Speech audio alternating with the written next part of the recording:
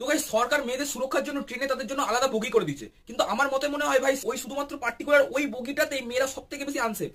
তার কারণ হচ্ছে ওরা নিজেরাই ভাই একটা সিটে বসার জন্য ভাই ওরা যে কি লেভেলের মারামারি করে ভাই, ভাই রীতিমতো চুলোচুলি শুরু করে দেয় নিজেদের মধ্যে শুধু একটা সিট পাওয়ার জন্য ভাই। যেন ওই সিটটা হচ্ছে পুরো ভারতের প্রধানমন্ত্রী সিট, ওইটাতে বলতে সব ভারতের প্রধানমন্ত্রী হয়ে যাবে ওরা। একটু পান থেকে চুন খসলে ভাই ওদের সাথে ঝামেলা লেগে যায় একে অপরের সাথে ভাই। ভাই সব কিছুতে ঝামেলা ভাই।